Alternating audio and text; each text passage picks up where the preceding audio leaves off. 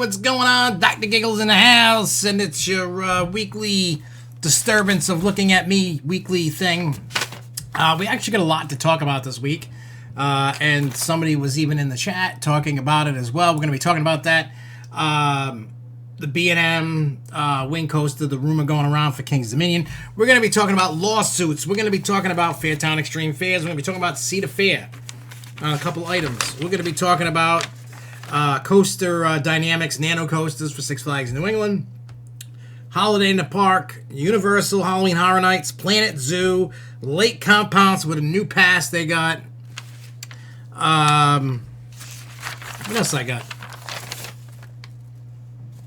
Oh yeah, we're going to talk about Great Adventure, Holiday in the Park stuff, King's Dominion rumor, and all the crazy stuff that goes along with it, and that will be talked about besides whatever you guys bring in today, because there's a lot to talk about, and there's a lot of fun stuff going on, and there's been this. I didn't think this week was going to be busy in terms of news, but ended up being a smorgasbord of it. So we'll get into that. So what's up, Max, Jay, Kite? What's up, Marcus Beam? What's going on, everybody that's out there that I see chiming and chatting and all that good stuff? But yeah, so let's get into the news, and then we're going to talk about, we're going to get all through all the news, and we'll talk about Extreme Fairs because that's in a couple of days. We're going to talk about Holiday in the Park for two of the parks anyway. I didn't have all the Holiday in the Park stuff came from that membership email. So like if you go to the if you go to Six Flags website and just type, go look Holiday in the Park regular, it doesn't show what you see from a membership point of view. So there could be things updating, probably not. We're also going to be talking about the retirement of Frost, as well as other info.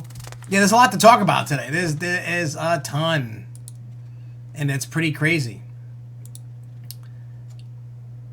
Yeah, there's just so much goodness. I mean, we're already near Christmas. This is pretty sad. Pretty sad, if you ask me.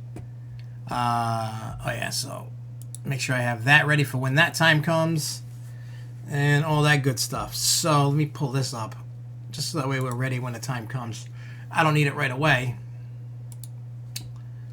but I wonder. Well, we'll get into that in a few.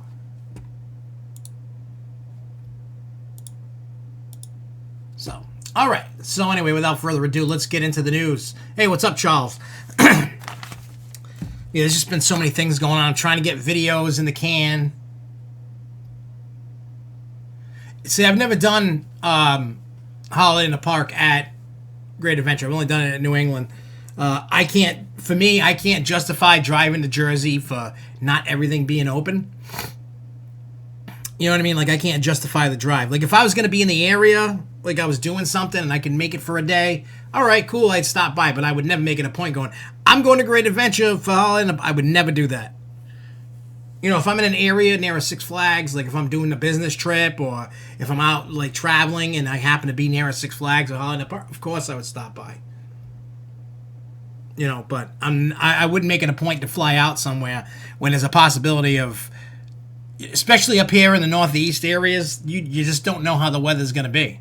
You just don't know, because we saw the first year that New England had Holiday in the Park, and it was closed more than it was open, because of the weather. And then last year was pretty decent. They had better weather than they did the year before. So who knows how this year is going to be? I don't know, man. I mean, I would like to try it out just to kind of check off the box, been like, oh, I've been there, kind of thing. That would be nice. All right, so Silver Dollar City. There's a lawsuit going around. I'm sure you guys heard about this, but if not, it's got to do with Mr. Rurick Falls. There's a California guy that built a home haunt in his two-car garage, and he named it the Mystic Hotel. He trademarked the name and all that other stuff. So now he went after Silver Dollar City, and come to find out he went after Kings Island because of Mystic Timbers, saying, oh, it infringes on Mystic Hotel, which I don't think it does. There's a side note here. Hey, what's up, Rich? Here's a side note to this, and that's where I laugh. Now, I get it. If the parks actually did infringe upon, okay, the guys do his justice to get paid or whatever, make him change the name, whatever it is. I think we can all agree on that, right? But here's the little silver lining that kind of makes me think that this is a bunch of BS in the terms of, like, there's probably no case because Kings Island and Silver Dollar City aren't even entertaining the idea of changing names or anything. They're just kind of like telling the guy to buzz off. But he's making the case that he did this because he wants to open some $2 billion park in California. Excuse me, sorry, I'm a little piggy today. And using his Mystic Hotel dark ride, like, obviously better than what he has at his home, as a centerpiece attraction. This is where I see, this is how, I see it as how I call it. And maybe you guys will agree or disagree. You can let me know if, one, you've read the articles and seen what was going on. If not, after I tell you this little bit about, BS. Hey, what's up, Jason in Paradise? Maybe you guys agree, disagree, whatever. So, the side thing about the $2 billion park, I think he's just trying to sue these people to get money to help pay for that park. That's just how I see it. That's just what I see, because he went after Silver Dollar City because of Mystic Timbers. He's going after Silver Dollar City for their new attraction called Mystic River Falls. For those that don't know about, I don't know the full lore on trademarks, but you're trademarking a name. If you're trademarking this guy's Mystic Hotel, so he trademarks Mystic Hotel. I can name anything I want: Mystic Farts, Mystic Coke, Mystic Microphone, whatever. They can't come at me for that. You just can't do that, just because that's not how the trademark works.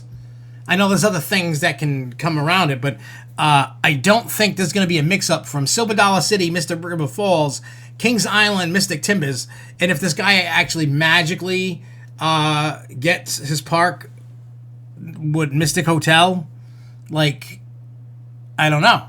I don't know what you guys think. I just think it's a bunch. I just wanted to have, like, a good laugh for myself anyway. I just see it as the guy just trying to cash in what he can try to, and all that. Where the hell did I see it? I know it popped up on Facebook, and I didn't write down, I guess, where I found it. But let me look real quick. Let me go. Mystic Hotel Dark Ride, California.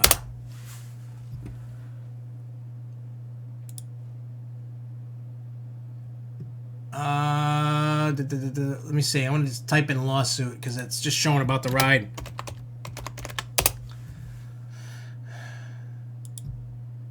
Oh, yeah, okay. Yeah, because now that Silver Dollar City is suing the guy to say that Silver Dollar City owns the trademark rights to the name Mystic River Falls. Is this the same article I read? It might be. Let me see if it says anything about Kings Island in it. It looks like the article. Yeah, give me a second here. Okay, yeah. I don't know if I could... Let me see if it lets me do it here. There's a petition to stop the changes to YouTube. What's the new YouTube policy? I don't know if it's going to let me do it. Oh, yeah. I put the link right there. What new YouTube policies?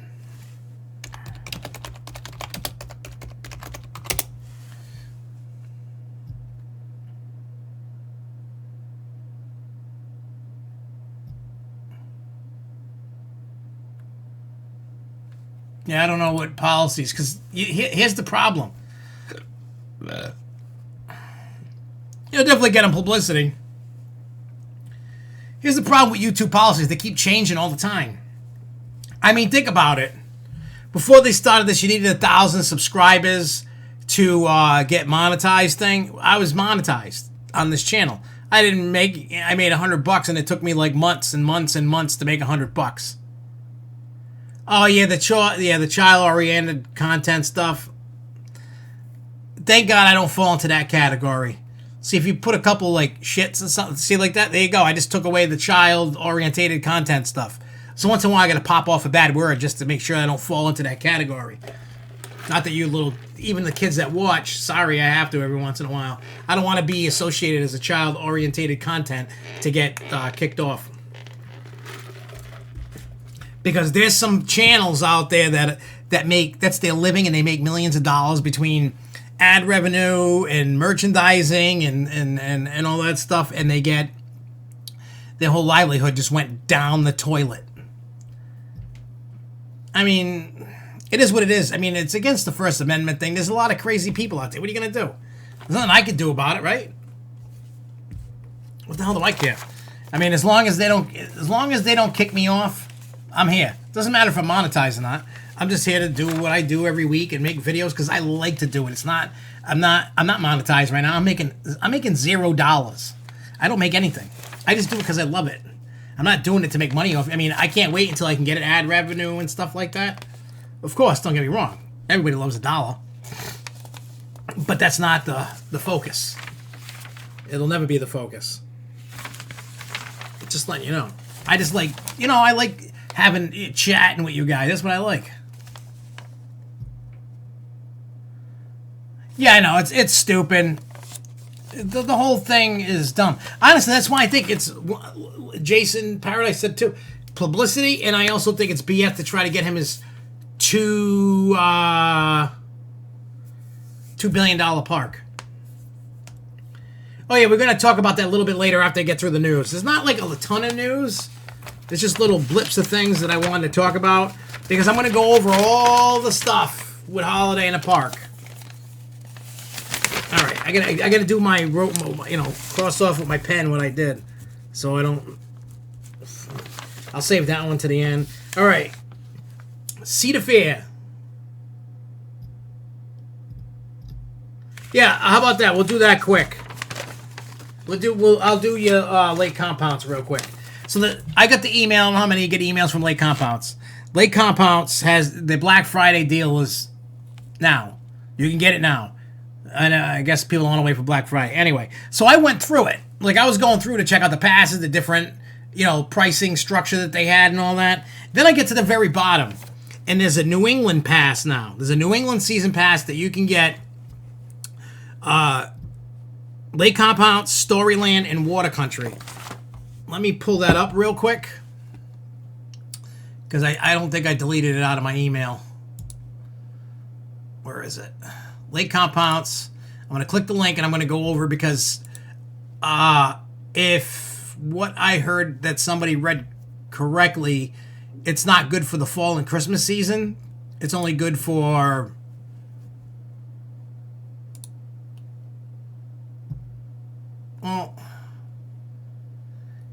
okay. The New England Pass, it includes unlimited admission during the 2020 summer season to Lake Compounce, Water Country, and Storyland. Must be processed at Lake Compounce. So you can't use it other than, it's the summer season. So before and after summer, you can't use it. So you can't use it for, the Haunted Graveyard time, holiday lights, none of that. You can only use it during the summer. And it costs $149, or you could do 6 payments, split it into 6 payments. You could split it into 3 payments. All that good stuff. So, if you're looking for that pass, and I thought it was genius, I never thought I'd see the day where you could get more than just, Lake Compounce in the pass. Now, I know it sucks. It's only for the summer, and I was almost going to jump on this, but then I'm like, am I really going to go enough to... if I went to one each, that would probably at least break me even. Like, if you look at the online tickets, I might have to go twice each. I don't think I'm going to do that. Like, I would love to go to Water Country. I've never been. And, I go, depending upon the year, I go to Lake Compounce once or twice a year. And Storyland, I would like to go. Storyland in the wintertime, especially when there's snow on the ground, is awesome. Same thing with Santa's Village. Like, if you really want to see Christmas, I don't think Storyland's open for Christmas, or is it? It might be. But if you want to do Christmas in New Hampshire, cold, very cold, Water Country's in Portsmouth, New Hampshire. But if you really want to feel Christmas, and you really want to feel like you're in Santa's Village, Go to Santa's Village in the winter, like December. I've done that. It was 0 with a wind chill of minus 25, and it was snowing, and there was tons of snow on the ground. I really felt like I was visiting Santa and his little Keebler elves.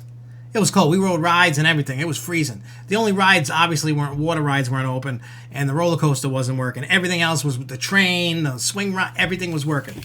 Just not the roller coaster or the water rides, obviously. But it was awesome. It was amazing. Like if you can ever experience that and tolerate the cold, do it because it's cool. Jeremy was little. Jeremy was like 3 or 4 or something when I took him. He was a little bitch and he couldn't handle it, and he had to go inside and made my dad go inside. And Devin was little. He was like 6, I think. 5 or 6, whatever. And me and him, he wanted to ride a Ferris wheel, and I was like, dude, no way in hell. We rode everything else. I was like, I'm not sitting on a Ferris wheel in that kind of temperature. Just not happening. So, there's your Lake Compounce story. There's not really much more to tell it. If you would like to partake in it, go to lakecompounce.com. Click on this. They got the Black Friday thing. Yeah. Go get a pass. I mean, they have all the different passes. They got passes for... let's go over them real quick. They have the passes. They got a Gold Deluxe, and a Gold Deluxe gets you, I guess that's like the Diamond Elite, I guess the Six Flags, I guess. You're going to get a limited admission in Lake Compounce. You get 2019 Holiday Lights admission, 3 Bring a Buddy days, bring 1 buddy per pass on 3 separate occasions, bring a buddy free every day in May and June, access to Lake Compounce during the Haunted Graveyard and Holiday Lights, 1 free Haunted Graveyard walkthrough, 25% discount on food and retail, 20% discount on stays at Bear Creek Campground, unlimited free soda, exclusive in-park savings, unlimited locker rentals, souvenir cup, and a $20 meal voucher. That's for, Gold Deluxe. They have a, they have a Gold Pass, which is, unlimited Lake Compounce, Holiday Lights, 3 Bring a Buddy days, bring 1 buddy, 3 separate occasions, bring a buddy free every day in May. You get access to the Haunted Graveyard, Holiday Lights, no free haunt ticket, 20% discount on food, 15% on stays for Bear Creek Campground, unlimited soda, exclusive in-park savings, 5 locker rentals, souvenir cup, and a $20 meal voucher. Where is... No. What about Gold? Gold... Oh, no, I just did that. The Gold Pass costs $92.99. It's usually $127.99. The Gold Deluxe, I didn't tell you the price on that. It's $162.99. What is it normally? It's normally $227.99. Then you have Silver, which is their bottom of the barrel. You get the unlimited Lake Compounce, Holiday Lights. You get 3 Bring a Buddy days, bring 1 buddy per pass on 3 separate occasions. You get access to Lake Compounce. Oh, but those Bring a Buddy passes on 3 separate occasions, valid Monday, Tuesday, or Wednesday. Access to Lake Compounce during Haunted Graveyard and Holiday Lights. 10% discount on food and retail, unlimited free soda, 10% discount on stays at Bear Creek Campground, and exclusive in-park savings. So there's different stuff. That one costs $62.99, normally $87.99. So you got options. You got lots of options of passes for Lake Compounce. So, yeah, a lot of rides will operate. Well, plus let me tell you about the rides operating too. They didn't just run the rides like normally. They have a trick to keep the rides working and not breaking down. And I gotta say, it was genius, because what they did was they took those kerosene bullet heaters and they put them underneath the rides where they could. You know, carousels, flat rides, anything they could to keep the ride warm. Even when the ride's sitting, they just had the bullet heaters. If you were waiting in line to go see Santa, which was long, they had the outside kerosene or propane heaters there. You know, like you see for outdoors, like Six Flags does it. And they had them all in the queue, like they made a makeshift queue line, so they just had them lined up, and you could sit there and get warm. And they had them, they took care of you.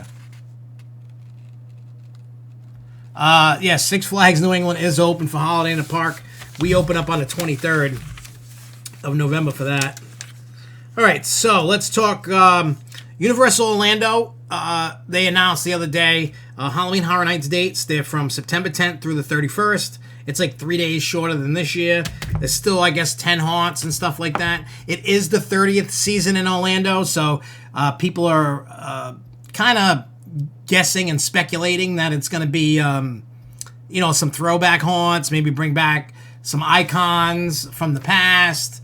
Nobody really knows. There's talks of a rumor going around that Bill and Ted's show will come back, which if it is, I'd like to see that for sure. So there's that. As more Halloween Horror Nights info comes out with houses and whatever, we will make sure to let you know, but we're probably not going to find out till, whenever they start announcing, February, March, April, whenever. That's when you'll start finding out. What else do I got? All right, so Cedar Fair, two things. They did not take the option to take the water park, Schlitterbahn in Kansas City, and I said that they wouldn't because I felt it was a bad move to get it just because of the bad juju from the death. So that's not good. Schlitterbahn is still hopeful, cautiously, that there could be a deal done down the line. But right now, there isn't one. So they let the clock tick. It ran out. All right, so April, we'll find out more about Halloween Horror Nights. Third quarter results came out. These are just the highlights. It says net revenue for the third quarter ended September 29th. Totaled of a record $715 million, an increase of 8% of $51 million compared with the third quarter of 2018. The increase in net revenues reflects increases in attendance, in-park per capita spending, and out-of-park revenues, all of which were up meaningfully in the quarter. On the same park, same week basis, net revenues in the third quarter were up 7% or $43 million. Net income for 2019 third quarter decreased $23 million to $190 million, and adjusted EBITDA increased $17 million to $355 million. Compared with the third quarter 2018 on the same park, same week basis, net income in the period decreased $13 million or $25 million, and that EBITDA increased 5% or $17 million. So there's, for you stockholders, there you go. I guess, right? There's your info on Cedar Fair, their stock thing. I gotta cross it off. I'm getting old and forgetting things, I think. Maybe. Maybe not.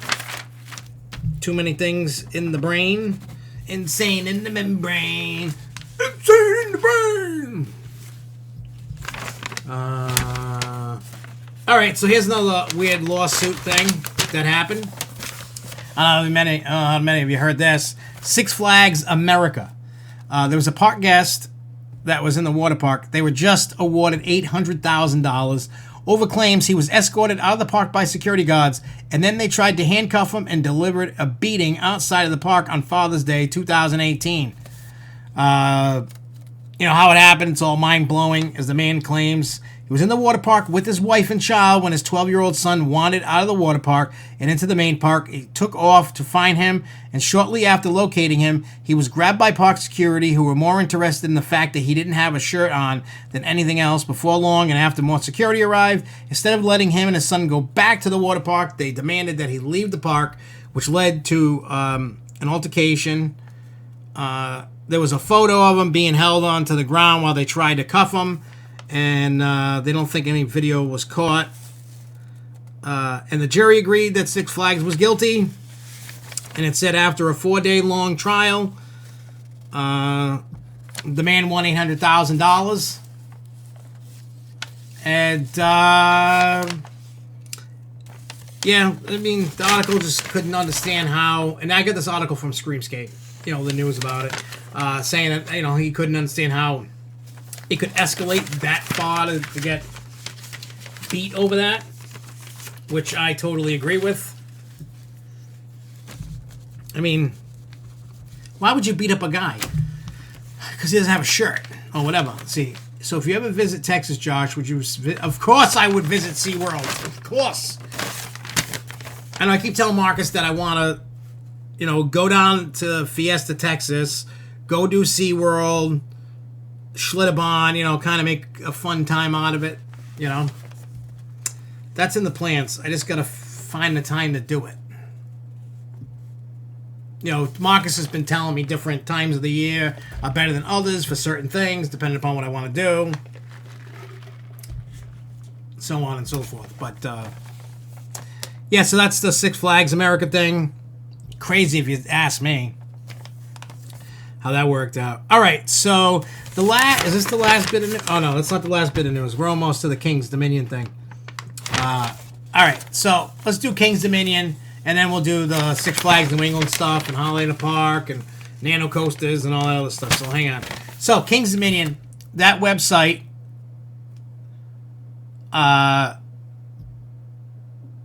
what is it? KDFans.com. They also run the Busch Gardens one too.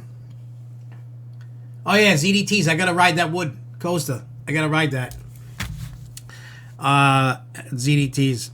So they broke the news about a possible wing coaster that's coming to King's Dominion in Volcano Spot. So they were showing, you know, a possible layout of the ride, you know, some plans. Nobody knows. One, nobody knows if this is a legit thing. Obviously, it's rumor. It's not.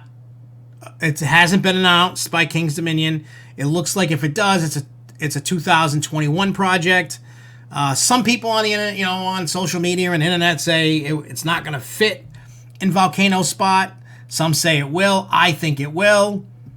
And then a lot of people have asked me. I know Jason in Paradise asked me privately, and a couple other people have messaged me on Facebook Messenger going, what do you think about this? You know, the wing coaster. Here's my take on it, and then while I'm saying my take on it, I want to know what you guys think. Let me know.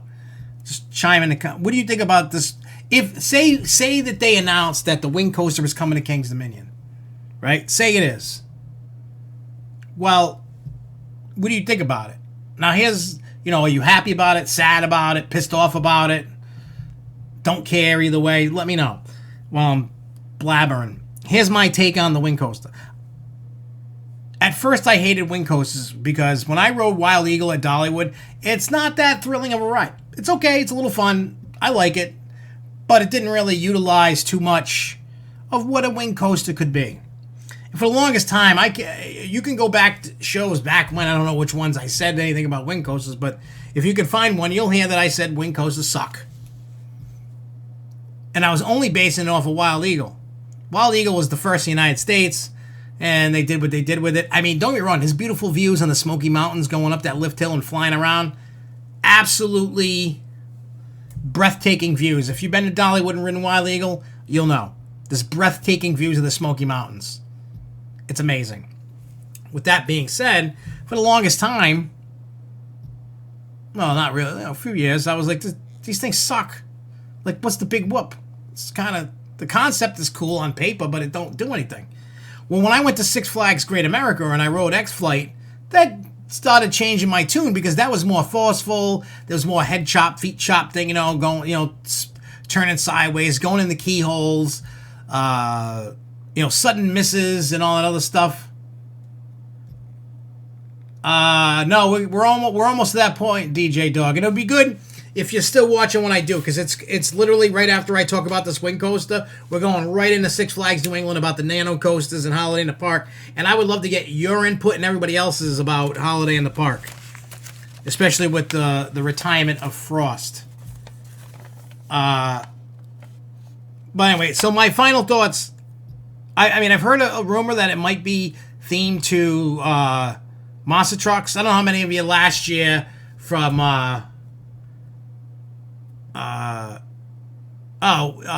Feld Entertainment there that has, you know, the circus and Monster Jam, and they made a mock of a gravedigger with a wing coaster. That possibly could be it. We don't know for sure yet, but that's a rumor that's been going around. It's going to go in Volcano Spot. I don't know what it is or isn't going to do. I just hope they don't do what they normally Cedar Fair does. is just plop it in and put in a parking lot coaster, as they call it. You know, just dirt parking lot or just some grass, no theming. I get it, they're not Disney or Universal. Sorry, guys. Hey, what's up, Nicholas? So hopefully they don't do that. Hopefully, because like look at Copperhead Strike, Mystic Timber. No, what's the Timber one there in King's Dominion? They got there. They put some decent theming. You know what I'm saying? Like this backstory theming, etc. I think it would be very bad if they just plopped a coaster in and just called it whatever. I think that'd be very bad. That's just my opinion. I don't know what you guys think about it, about the wing coaster coming. Do you guys care? Do you like them? Do you think they're stupid? Like I used to think? I don't know. Leave me a comment down below. Or to the side of the screen. Or wherever you like to leave it. All right, so, like DJ Dog said, let's get into how... First, I'm going to do the Nano coasters. Twisted Timbers, that's what it is. All right, so let's get into the Nano coasters real quick. Just to let you know. And then we'll get into Holiday in the Park. Because this is going to be one of those, oh crap, kind of things. But, alright, so news broke this week about Nano coaster from Coaster Dynamics. You build a little coaster. There's going to be one for Superman Ride of Steel, and there's going to be one for Wicked Cyclone. Now, Coaster Dynamics was the ones that announced that. I messaged Jen at New England, and I said, hey, yes, Nicholas, FearTown is going to be awesome. You're going to want to stick around, Nicholas. Don't go anywhere, because I got some stuff about FearTown that you need to know, because you're going with me. You, your mom, and your dad. So this way you can tell mom and dad. Even though I'll tell mom and dad anyway, but I'll let you tell them first. So give me a few minutes here, and then... yeah, they're going to give you something and not give you what they want. Exactly. That's what Cedar Fair does. So anyway, Nano coasters are coming. So when I talked to Jen, she's like, I said, we saw the post. We shared the picture of the Nano coasters coming. We're all excited. And she goes, well, what post? Because it didn't come from Six Flags. It came from Coaster Dynamics. And they might have jumped the gun a little early and was supposed to put that out, I guess, yet. Because she wouldn't comment any more on it. And she asked me what post. I told her that, and I said, look, if you know, when you find out where they're going, I said, Coaster Dynamics said they should be at your park this week. Let us know where they're going to be, how much they're going to be, and make sure you have a lot of them, because they're going to sell out, because the internet, it was set ablaze about this, and everybody wants the Nano coasters, especially for those two coasters, the two best coasters at the park. So she hasn't responded back. I also, today I sent emails about other stuff, so I'm waiting back on that, about Holiday in the Park. So through that, we're going to hop into Holiday in the Park real quick. And then after Holiday in the Park, I'm going to talk about FearTown, because Nicholas probably has to go to bed soon. And then we'll go back to the other Holiday in the Park stuff. But, all right. So I'm just going to go over the new info real quick. We're going to talk about... let me get rid of that. Which one's this? That one. Okay, so we're gonna go over the information real quick. Everybody knows, if anybody clicked the link on Facebook that I posted today, you will see in the shows and entertainment section of the website that Frost is not listed. Now, I knew about this about 2 to 3 weeks ago, and because once Fright Fest was coming to a close, I said, well, Fright Fest is over. Is there anything new for Fright Fest coming? And is Frost coming back? Because they had retired Graveyard Groove. So I was like, oh, please tell me they're not going to replace Frost. Now, before everybody gets up in a pickle, Six Flags does not produce this show. This is a third-party show. This show actually came from Great Adventure. As a Halloween show, they turned it into a Christmas show. I don't remember what the name of the show was during Fright Fest over there, but it was basically the same thing, just themed to Halloween. This one, Frost, was themed to Christmas. So I don't know what happened. I don't know if negotiations stalled. They asked for too much money. Six Flags said, forget it. I don't know, because Everybody knows that's been New England. This has been the only show that New England's ever had in the history of me ever going there. And I've been going there since the Riverside days before they got bought out. They've never had to make a queue line for a show. With Frost, they had to make a queue line because every single showing was sold out, so to speak. There was no seats. And a lot of people can fit in that theater. I don't know how many it holds, but trust me, most shows of other times that you don't have a problem getting a seat at any showing. You literally had to get in line, in the queue line with the metal gates to get in the show and hoped you were getting in because most of the time you're not getting in.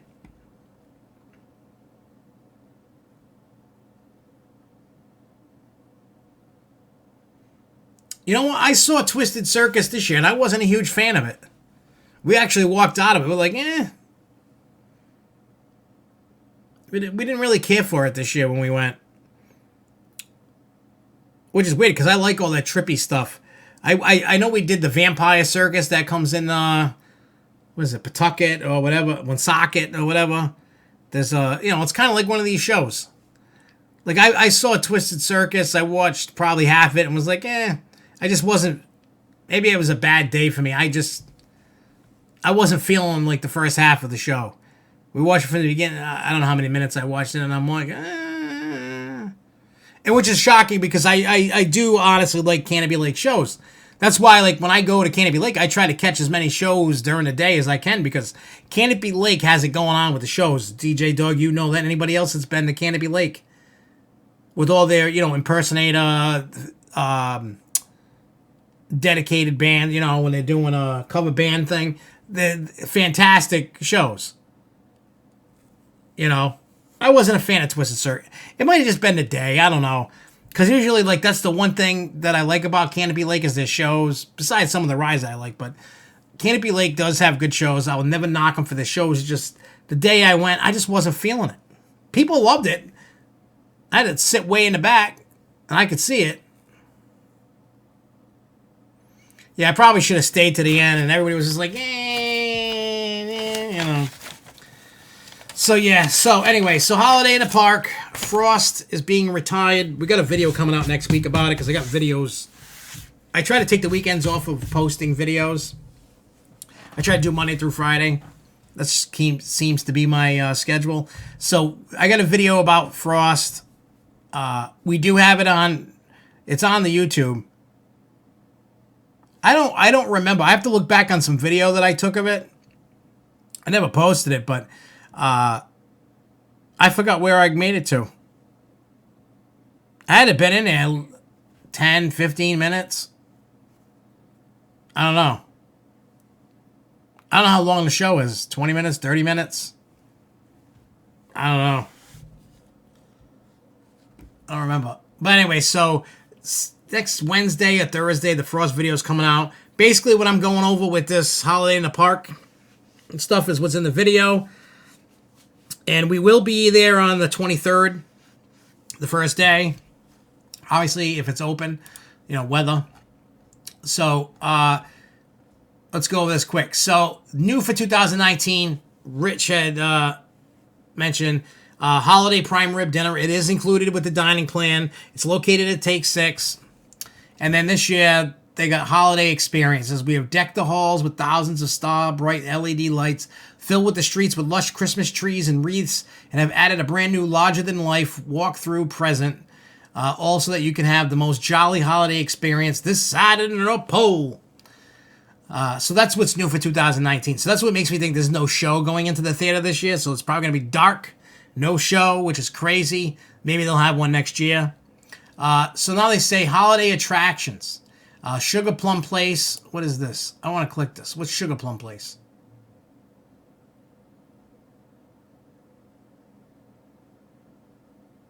I'm just reading. Feature light displays of candy canes, lollipop. Oh, that's over by Looney Tune Town now. That's what that is. Then they got Kringle Lane, Santa and his elves welcome you to his workshop. Wonderland Way is home to Holiday Magic, a light spectacular. So that's where the the light show by the gazebo there, Main Street. Polar Playland is Kidsopolis. Jingle Bell Junction is Crack Axle Canyon. Coaster Alley is, what do you call it? That's over in Gotham. Then they got Candy Cane Crossing, which is the membership hangout area, where you can also catch the New England Express train ride that's only open now for like when it's really busy and special occasions. So it's not open all the time anymore. Now you have entertainment. Now this is my favorite. The Tree Lighting Spectacular. If you haven't seen that, you need to watch it. I love it. It's one of my favorite things. Dancing Through the Snow, I want to say, is when they got that. It says Rock Around the Tree. Kris Kringle, probably those carolers singing there. The Holiday Magic Light Show, which is amazing. Mrs. Claus Christmas Eve. It's an entertaining and interactive winter tale as told by Mrs. Claus herself. Then they have the Holiday Fairy Sprinkle and Gumdrop, which is the gingerbread man and the fairy. Holiday Queen Luminessa Evergreen. The Queen of Holidays brought us decor and magic of Holiday in the Park. Then you got the Ding and the Dong Reindeer Wranglers. Then you got Princess Crystal and Jack Frost. And that's your entertainment. And then they have the food and fun, they call it, section. What I'm going to do is I'm going to copy this link and I'll post it in the chat. So if you want to check it out. There's the s'mores fire pits. And remember, if you're a Diamond Elite, you get a free s'mores kit. I don't know if regular Diamond gets one or not. I'm not hip on that. But if you're Diamond Elite, you do get a s'mores kit to go in the s'mores fire pit. They have bread bowls. Don't know where they're located, but they have them. They have, and then it goes Christmas hats. If you go into Looney Tunes Emporium, you can get Superman, Wonder Woman, Batman, etc. You can get hot chocolate souvenir mugs. Unlimited refills for day of purchase. Then they have the holiday clothing, the shirts, the hoodies, and all that. Plus, they got all the cool, the Holiday in the Park themed stuffies, Christmas ornaments, candles, God knows whatever else they got. And then they have the rides list. It's mostly the kiddie rides, but Riddler Revenge, Harley Quinn, Thunderbolt, Scrambler, Batman the Dark Knight, The Grand Carousel, Rockin' Rodeo, Wild Wheels, Kon-Tiki, The Joker, New England Express, Crime Wave, Houdini's open, The Great Chase Little Kid Coaster's open, Teacups are open, Balloon Race, Fireball, the Bumper Cars, Tomahawk, and then the rest is the stuff in Looney Tunes and Kidsopolis is what's open.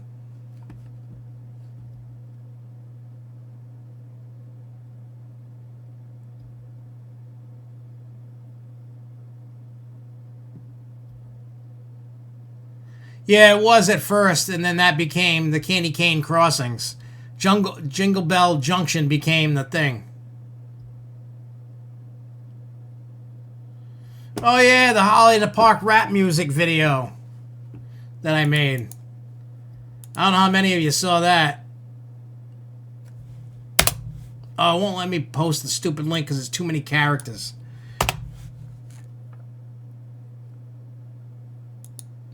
Too many characters.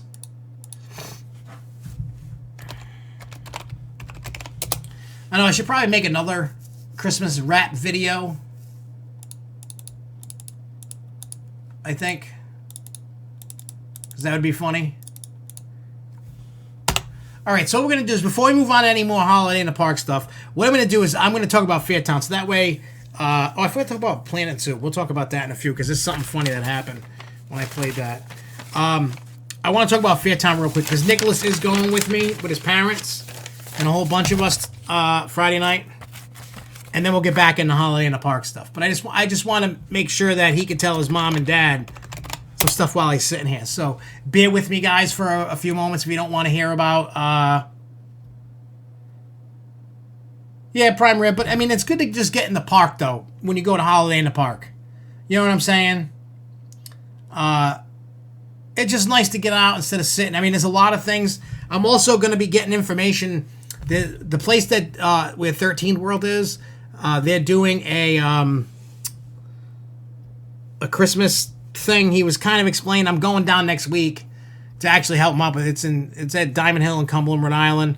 I think they started last year for the first time, so when I get more info, I'm actually going down there to film whatever he's been doing and then have him talk about like an interview about this Christmas thing, so that way we can help him spread the word to get more people in. Because I know the opening weekend, which is, I don't know when the opening weekend is, he told me. They got Disney characters like Santa, Mickey, and stuff like that, so who the hell knows. But regardless, FearTown Extreme Fears. I know people get sick and tired of hearing me talking about FearTown. I know this, and I'm sorry, guys. And I know not everybody loves haunted houses, but I have to do it because we're filming it again, and we're going to go in smaller groups this time, just because that haunt is not made for 12, 13 people. It's made for like 5 or 6. In a group, not a lot of people. And Extreme Fears, for those that don't know, I'm sure you guys are very familiar with it because I keep talking about it because it's so awesome.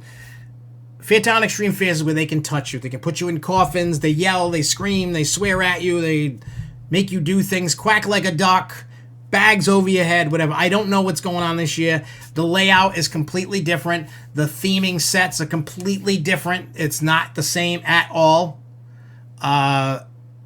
Not at all. It's not anywhere near the same thing, because they actually stepped up their game with like the buildings and stuff, and the actors keep toying with me, and I know you guys have heard that. I've said that.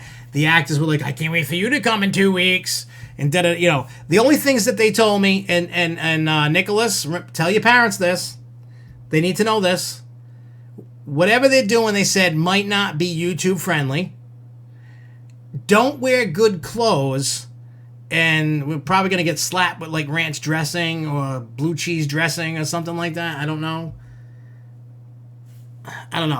The haunt takes like 45 minutes to an hour to go through, depending upon how much you play into it and how much you fight it. Now, they still have tickets available. Not very many. If you are looking to go to Extreme Fears and you're not a wuss, and the best thing to do is, if you're thinking about going, watch the movie. You're not going to get spoiled because it's not going to be exactly the same. There is no Madame Guillotine. She's a different character this year. I know who she is and where she'll be. Just based off of the haunt, I'm sure it's totally different. I honestly don't know anything. I don't know what they're doing. I just know based off of what they told me. Don't wear good clothes. Might not be, YouTube friendly. And they're not going McCanny Manor kind of way. They're just doing this probably to toy with me and mess with my head, to kind of throw me off the scent. If you watch the movie that we made, the walkthrough, and try to make it like a movie, a really bad, like D-budget movie, really low budget, crappy movie, then you know what that is. Yeah, it's completely different, because I've gone through the haunt twice already. Like normal when it's not Extreme Fears. And Nicholas, your parents already know this, but they don't have to buy tickets.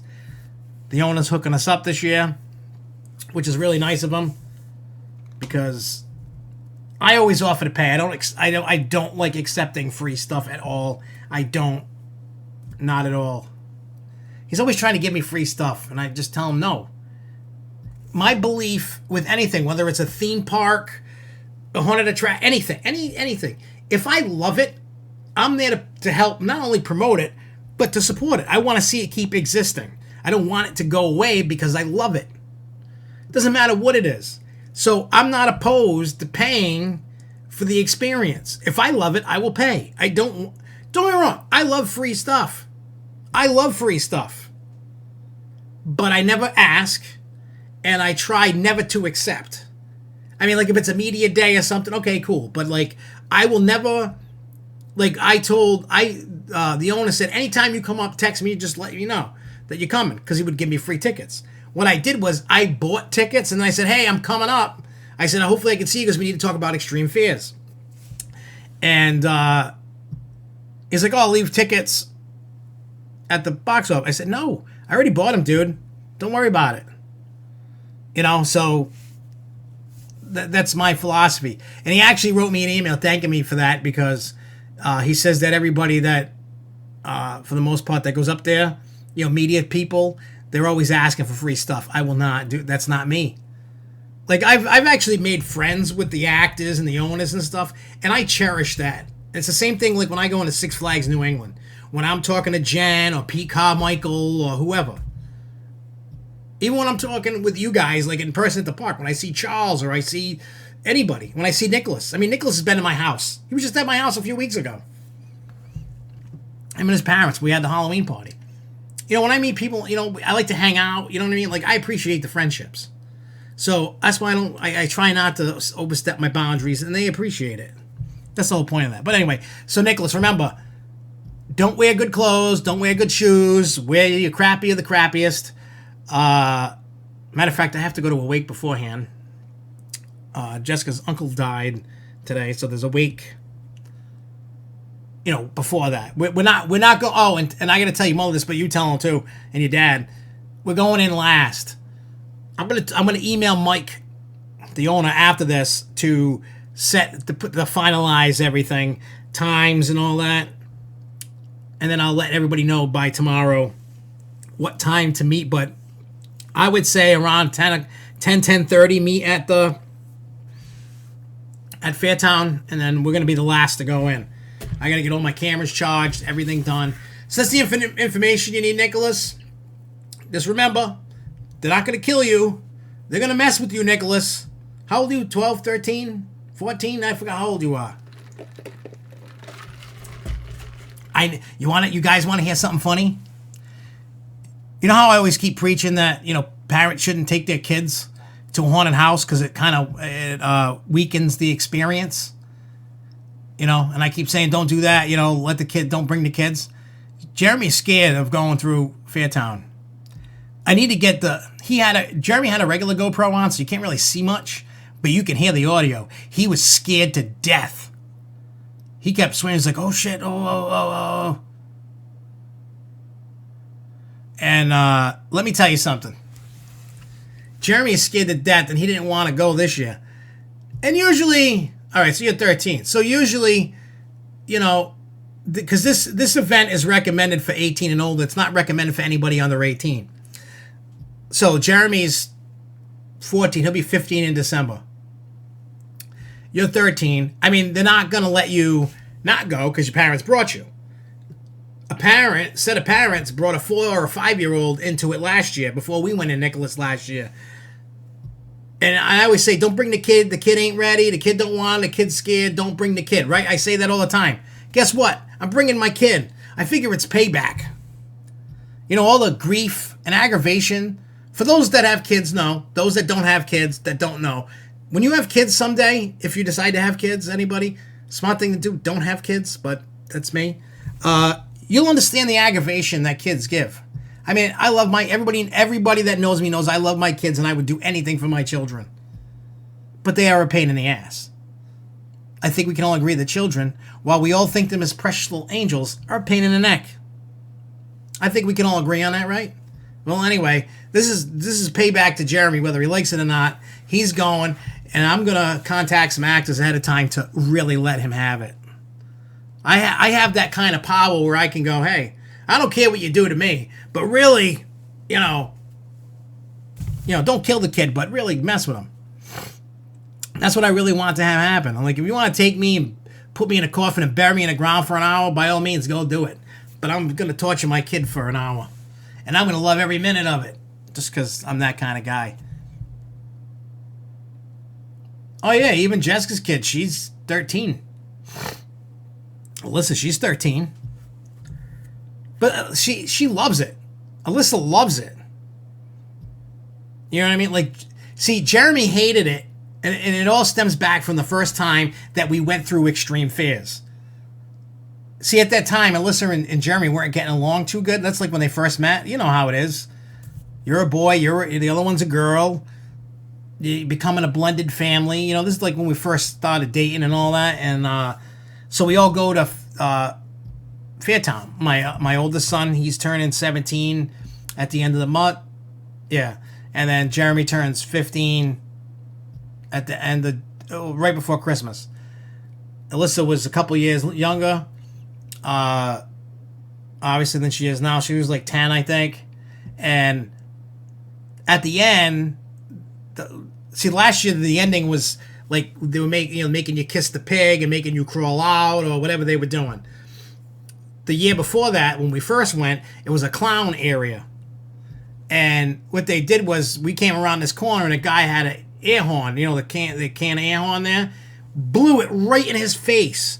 Then they duct taped his mouth, duct taped his hands, and then they made him and Jessica hold, arm to arm and go out. And that really made him mad. He didn't really like getting like messed with like that. So he hasn't wanted to go since, and I keep making him go. Because it's funny just watching what they do to him.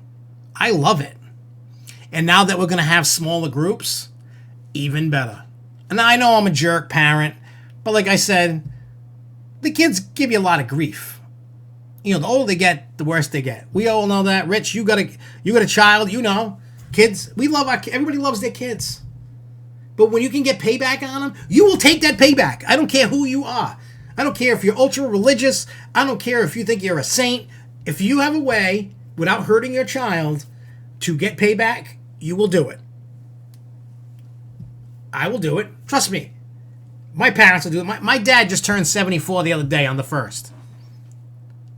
He's more excited than the kids are to go through this thing. He's like, this is the best thing I've ever done in my life. And he gets to be on he likes to be on the camera because he thinks it's funny, and he thinks it's awesome. So, my dad loves it. And God bless him to still be able to do it.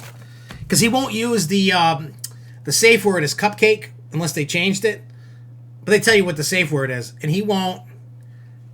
My father will, the act is like, you can use cupcake. He's like, nah, I ain't doing it. He's got bad knees. And he crawls on the ground when they make you do it. And he loves it. He's like, I'm doing it. I'm not backing out. And I find, I love it. I find it. You know what I mean? Like, I find it's not scary. People think it's scary, unless we're all desensitized to violence or something. But if you watch that movie, you see us laughing our ass off. Like, we were like dying laughing. Especially the guy said to Alyssa, that was last year, so she was 12. The guy in the army fatigues walks up to her and goes, "You are shit. What are you?" And then Alyssa goes, "I am shit." And she goes, "I can't hear you. What are you?" She goes, "I'm a piece of shit." No, piece of dog shit, she said. And then Jessica lost it. If you see in the movie, when they're outside, she's almost on the ground laughing. She's in tears going, "This is the best day of my life." She says, "She's a piece of shit." Like, it was that kind of funny. It was good. Like, you know what I mean? Like, I like the immersion. I don't like the regular haunted house where they go, boo. Those days are over. I want immersion. You know what I mean? You don't have to kill me or nothing.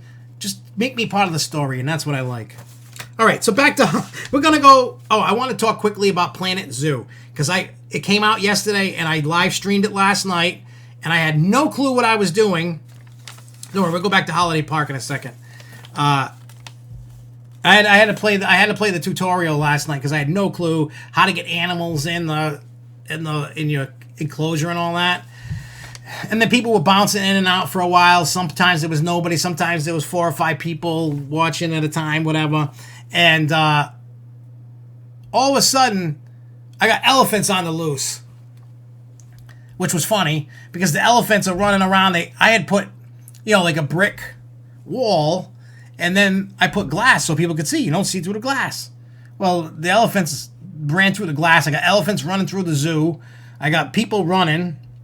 So then I changed that so they don't get out. Then I add monkeys. I didn't know putting certain walls, monkeys climb, whatever. I had like 4 monkeys all over the zoo, people running. Hey, see you later, and I'll see you at FearTown, buddy. Be prepared to get messed with.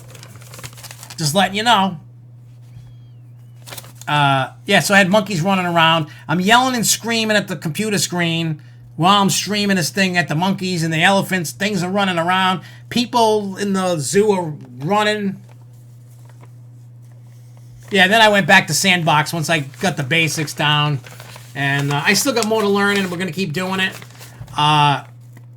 Tomorrow's Thursday, right? So tomorrow I'm going to... I think tomorrow I'm going to play Planet Zoo again for a little bit. And then Sunday, we'll go back to playing some Planet Coaster because I started a Holiday in the Park version. So everything's going to be Christmas themed as we're leading up to Christmas. I know a little early, but, we got IAPA coming up. Next week, we're going to talk about IAPA because next weekend I take off to IAPA.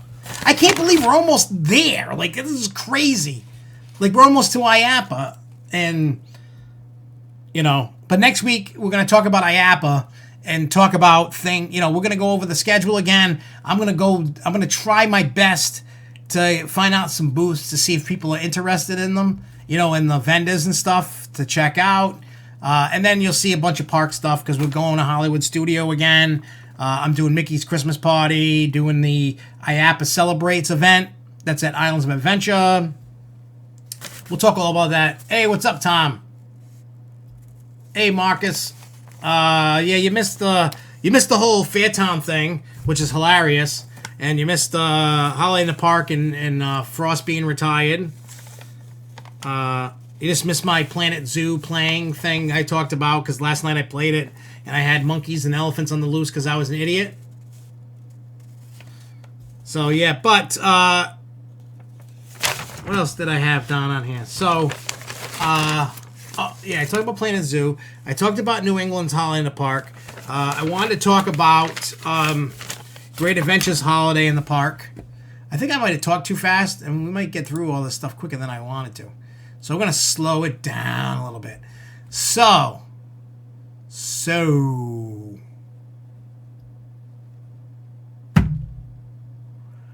All right, so new for 2019 Holiday Park at Great Adventure down in Jersey. It says holiday guests. It says meet and greet our new guests visiting for the holidays. The Evergreen Queen, Mrs. Claus, and a couple of Santa's reliable reindeer are here to help you celebrate the most wonderful time of the year. And then magical showstoppers. It says experience icy world of Frost as you step into a holiday circus. They stole our Frost. They got Frost and went to Great Adventure. Or be part of the show and display your best moves at Spinning Saturdays with DJ Tinsel Tunes. So there you go. That's where Frost went. Frost is now over there. I do, Tom. You missed that part, but I'll go over it with you. So right off the bat, so I don't have to go into the kiddie rides. Everything in Looney Tunes and what do you call it? Kidsopolis is going to be open. So we're just going to talk about big rides real quick. So Riddler, Harley Quinn, Thunderbolt Scrambler, Batman, the Carousel, Rockin' Rodeo, Kontiki, the Joker, the New England Express train is going to be open, Crime Wave, Houdini, Teacups, Balloon Race, Fireball, Bumper Cars, Tomahawk, the rest of kiddie rides. Flashback isn't on there, but it never has been, and they usually just open it.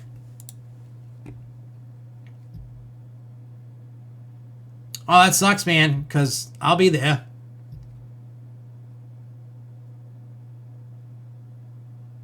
Oh, that'd be cool. Heat Miser and Snow Miser, dueling coasters and Holiday in the Park. That would be awesome. No, that sucks, because I'll be there on the 23rd at Holiday in the Park. I will be there on the 23rd. All right, let me pull up this thing over here. Where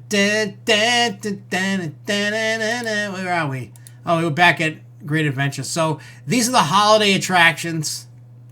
So you're going to have Spinning Saturdays with DJ Tinsel Tunes. This is Great Adventure. You got the Snow Queen and King. It says meet their icy Royal Highness and Polar Point. They're the beautiful big wheel for a photo to remember.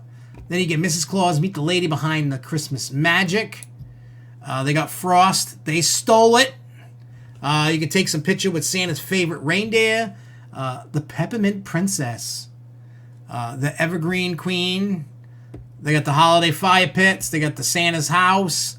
They got the Toy Soldiers. They got the Elf That Saved Christmas. Holiday Harmonies and Poinsettia Princess. That's the worst princess. Who wants to be the princess of poinsettias? I was never a fan of those flowers. Yeah, no, see, here's the thing. They're going to take most of the big rides. Wicked Cyclone, Superman. They're going to close that down. that whole DC area with Superman, Cyborg, that area there, the Gotham City Gauntlet, that's closed down. You know, so I don't know. I mean, that's just how they do it. They're probably getting all that ride ready, you know, all those rides ready for maintenance for the winter, which is fine. I get it, because for those that live around here are like, it gets cold, and not a lot of rides are gonna, like, Superman is not good in the snow or the cold. That's Intamin. Forget it. If it gets too cold, that thing valleys. Forget. There's no way to keep it warm.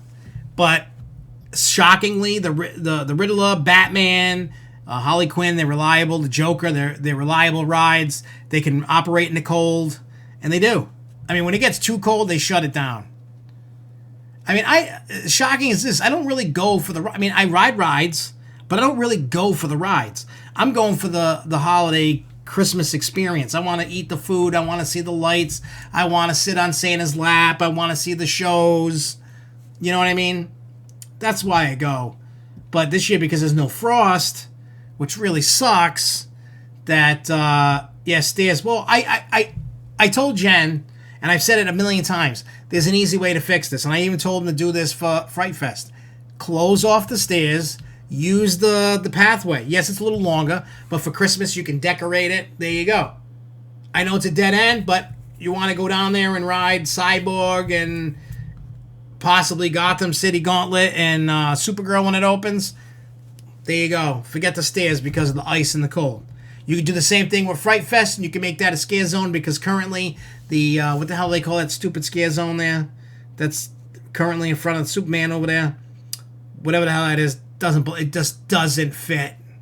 It should be in that, it should be in the path. You know what I mean? It's a lot more darker. It's creepier over there. Put your scare zone over there. Scare zone doesn't belong unless it was what do you call it? Carnival. It doesn't. Nothing belongs by Superman. It's all superheroes. Exactly, Rich. You just go there for the fun. Yeah, you get to see Frost. You stinker. I don't get to see Frost there because they've taken it away. They stole it from us. So if you got anybody to be mad about, go to a Great Adventure and talk to them about that. So also for food and fun, you got the s'mores fire pits. You got the Christmas-inspired funnel cakes. This is a fluffy, powdery, deep-fried funnel cakes are topped to perfection with some of your favorite toppings. Again, with the Christmas hats. They got a holiday feast, which is like a turkey dinner thing that I keep hearing about, which seems to be everybody's favorite. It says entertainment. Santa's return to the North Pole. So you go to Santa's house. You can go sit in Santa's lap. And then they got the Elf That Saved Christmas. It says get a taste of the holiday spirit from some of Santa's helpers. Let me see if I hit to learn more, if it tells me anything. No, it just says it's located in the Adventure Theater. It says, come watch Tinsel, Twinkle, Jingle, and Doug save Christmas as they remind us the holidays are all about togetherness and the joy that it brings. And then the bad word now, frost. We already saw that. So here's all the rides that are going to be open at Great Adventure. You're going to have Nitro, Justice League, Batman the Ride, Sky Screamer, Twister, Swashbuckler, Pepe Le Pew's Hot Whatever, Skyway, Parachute, Wile Coyote, Canyon Blast, the Porky Pig Camp Wagons, the Carousel, Houdini, Jumpin' Joy, Skull Mountain, Fender Benders, Foghorn Leghorn, Stagecoach Express, Sky Zuma, Buccaneer, Harley Quinn Crazy Train, Dark Knight Coaster, Bugs Bunny Camp Carousel, Taz Tornado, Cyborg Cyberspin, Roadrunner Railway, Air Jumbo, Big Wheel, The Joker, Bugaboo, Superman Ultimate Flight, Bugs Bunny Ranger, Air Safari, Enchanted Teacups, Jolly Roger, Roger's Rickshaws, Green Lantern, Bugs Bunny Barnstormer, Deja Vu, and Daffy Deep Diver. Now, their hours of operation are 1 to 9 p.m. every day. So that's your Great Adventure thingy. Well, here's the thing, Tom, about the haunted houses at Six Flags New England. Thematically, they do a good job. The sets and the props are really good. Or, I mean, look at Houdini when it's the Midnight Mansion. Even in the woods, when you got the fairy tale one and you got the zombie one, Nightmares was awesome this year. The clown one is great. But here's the problem. And this didn't happen all the time. It was just some of the haunts. Here's how you can make a haunt great, no matter how it looks like. I didn't say, yeah, Wonder Woman wasn't on the list. Here's the tip. Anybody out there watching that owns a haunt or knows somebody who owns a haunt, here is a tip to anybody that owns a haunt. It does not matter what your haunt looks like. If your haunt looks like crap and you can't afford to make it look nice, make sure you have amazing actors. If you have great actors that can play the part and make you feel that you're in the environment that you're in, that's all you need. You don't have to have amazing sets. Look at Halloween Horror Nights. Sets are great. They're amazing. You got Congo lines because they have to, and the acting is all on a loop. The actors don't talk. It's all a recording, and they pop out every couple of minutes. So if you're okay with looking at how beautiful it is and you like that for a haunted house, it's right up your alley. I mean, I liked it, but I didn't get scared. Yeah, it might pull a flashback. But again, like I said, the haunted houses for Six Flags New England could be better. Now, some of the places had some awesome actors. Not everybody got the experience, not everybody got the same experience. But when I went opening weekend, that Saturday, the Clown Haunt actors were amazing. Midnight Mansion, amazing. Nightmare, amazing. The actors weren't really around for the fairy tale one. Zombie one, all right. You know, the show's okay. I like the show. I like Hell's Bells. Didn't really care for Midnight Uprising because I don't like dance shows. I love The Awakening. You know what I mean? What more can you ask for? Again, you got to go in thinking like, you know what I mean? It's Six Flags. They don't always, and it's really hard to hire really good actors in anything you do. It doesn't matter. Like, a lot of people complain, and myself included, about, you know, the haunts could be better. You want to know how the haunts can be better? They don't have to do anything thematically to change it. It's the actors. So, what I suggest to all of you out there that complain like I do, put your money where your mouth is, I guess, as they say. Go act. Go make it better. Now, if you like haunted houses and you like the industry, it's like working at a theme park. You want to work at it because you want to work at it. You want to be part of that thing. And you do it because you love it. If you like haunted houses and you travel around, doesn't matter if you just go to a bunch nearby. So you pick out 5 for the year, 10 for the year, and you're like, yeah, this is badass and I love it. Well, if you get sick and tired of a haunt that has so much potential and then it doesn't do it, go work there. Show them how it's done. That's what matter of fact, I'm talking to a couple haunts. I might be working at a couple or one next year. I'm in talks with FearTown and 13th World. And even Factory of Terror. To determine, it's not even about money. I don't even care if I get paid. It's because I want to do it. I want to try it out. I want to help make it better. That's what I want to do. Yeah, again, of course, that too. People go in there drunk, raising hell. They're getting punched in the face and whatever else. The funny thing is, I asked the owner of FearTown because of the whole touching thing. I'm like, do you guys ever have an issue? He goes, they've never had an issue. Not once. Nobody's ever been punched. Nobody's gotten hurt. Nothing. He says when it comes to extreme fears, they know when people are drunk. If you're drunk and drinking, they don't let you in. They'll give you your money back. You bought a ticket. Get out. Because drinking is a big problem. And they make sure when you sign those waivers, you know what you're getting into. They can touch you. You cannot touch them. People know what they're getting into. There's no problems. Other places like Halloween Horror Nights has it a lot. I've seen it at different Six Flags parks that happen. Other haunted attractions. People are just jerks. You know, I'm not saying don't drink and have a good time. I stopped drinking because basically I was a social alcoholic. I would drink until I blacked out. I didn't know how to stop. I didn't do that every day. Just if I went out once every 2 months, that once every 2 months, I was blackout drunk. Didn't even know how I got home. And I probably drove home. I remember being at a party and then waking up at home. I don't remember anything from part of the party to the way home. And I would go run outside and look at my car. Not a scratch. Not a dent, not a scratch, not a nothing. I'm not saying I'm cool. I'm not badass. I'm not nothing. I'm just saying I stopped drinking because of that. And then if I do have a drink or two, I drink the most weakest stuff. And I have to force myself to only do like 1 or 2 shots or something. I can't drink. And it's really hard for me to stop once I start. So I try not to drink. That's just the truth. I can't stop. So I just don't. I've always been like that. I remember one time, New Year's Eve, right? You know, you drink, you have your parties. And my friend was sleeping over. We got wasted. But I was smart. I had my parents drop me off, pick me up. Because I didn't want to drive. So my mother thought we were going to have hangovers, right? And my mother comes in and had, like the old school stereos that had like the record player, the cassette tapes. You could add CD players to it and stuff. My mother, it used to be my mother's stereo. Then I took it. She did not operate it, shockingly.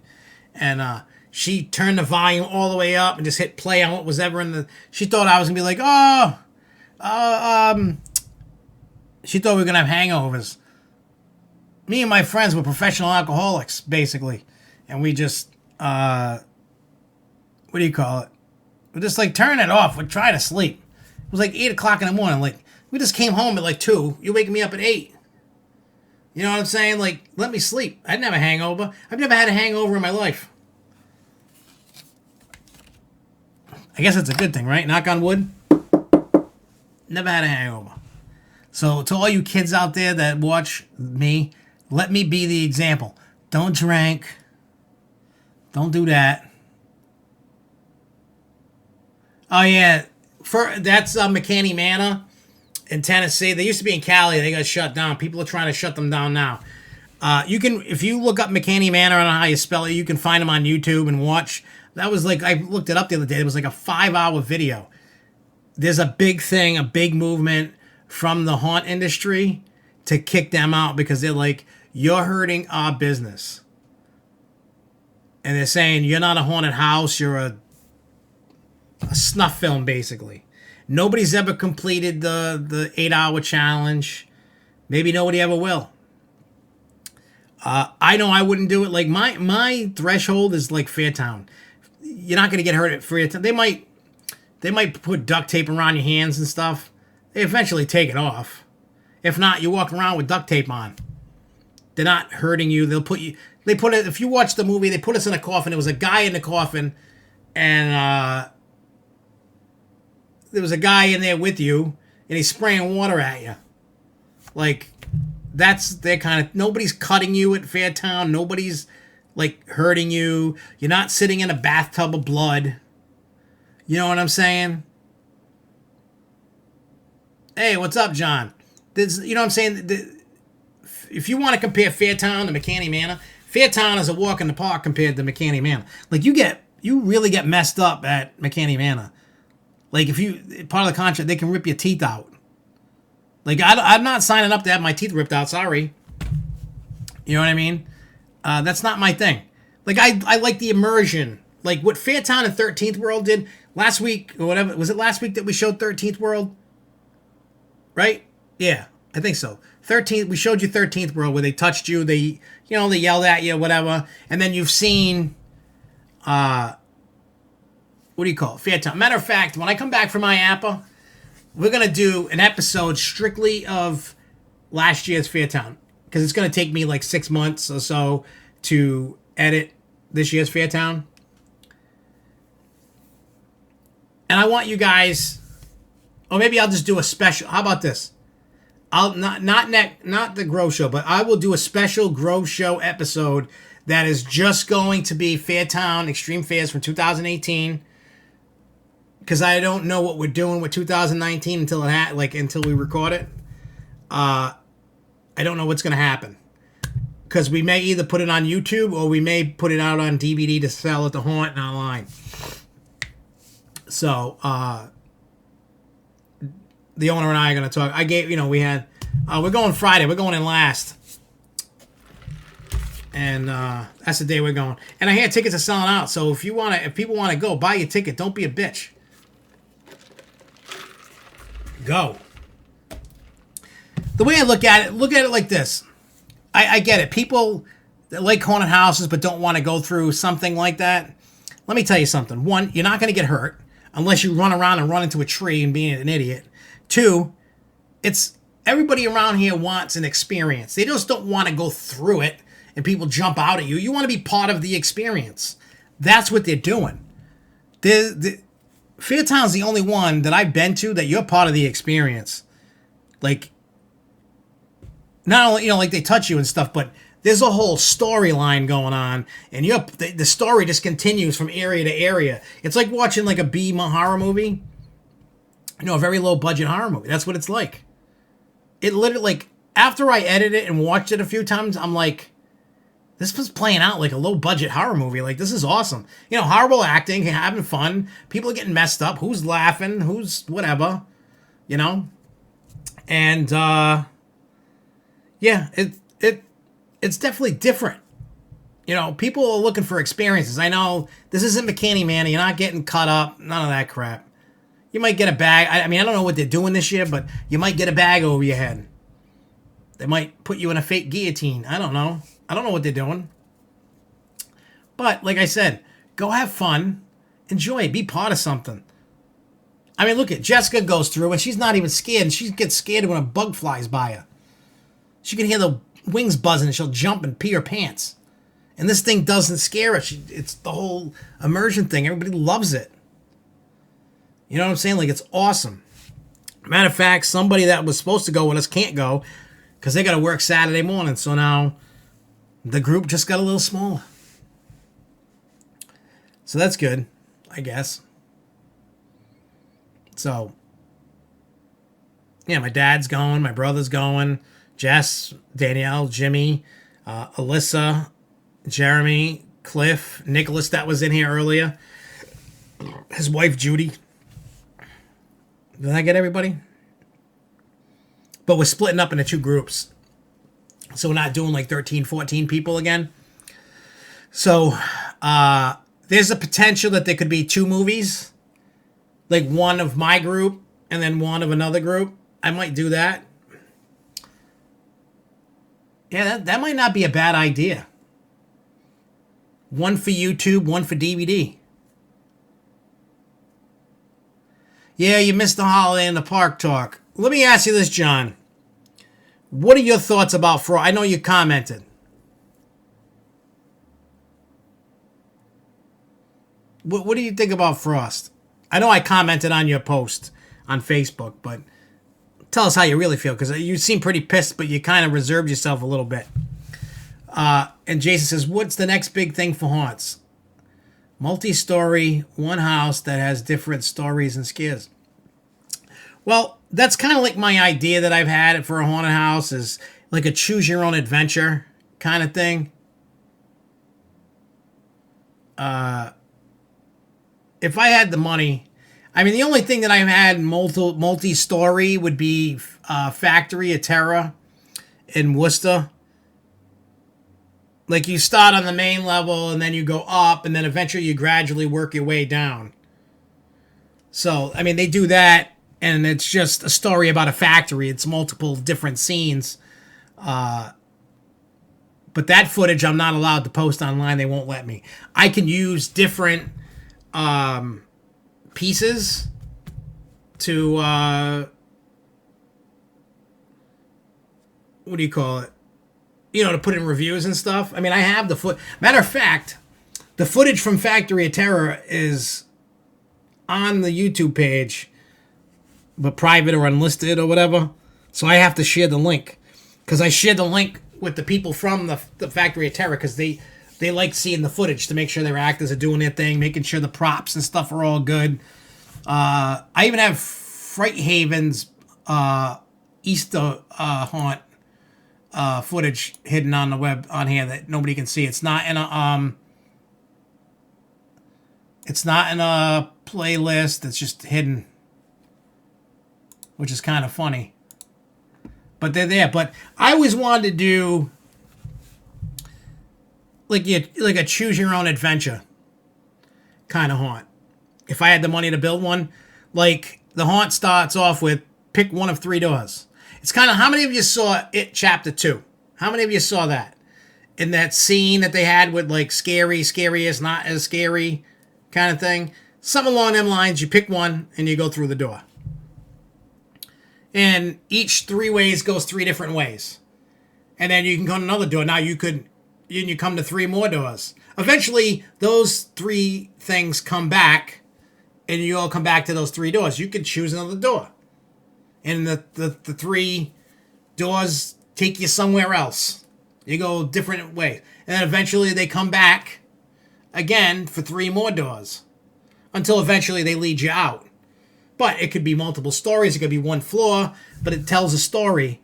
But that way you'd have to come back at least 3. Well, depending upon. You'd have to probably come back 9 times to complete the story. Think about that. If you did 3 different sets of doors throughout the haunt to pick to go different ways, that's 9 different times to come back. Because you're not one, it could be multiple, because you're not going to remember which doors you took unless you write them down or remember them. And then you got to come back and pick different doors. Or you could come back and try to mix mash. Because like, oh, I went 9 times. I went through them all. And then now I got to come back to pick out the perfect scenes that you made. Or you could, it's a good way to sucker people in. To keep coming back because you got 3 different things. You know what I'm saying? That's what I would want to do. Well, I said this in the show. I've said it in the video coming out, and I think I responded to you. For us, as a third-party show, it's a company. Six Flags has nothing to do with that. They just pay the people. They do the show. For us, is now, obviously, that same show is going to Great Adventure. It's going down there. Now, maybe they didn't want to pay the company the money anymore. Maybe it's out of the budget. I have no idea what is the problem.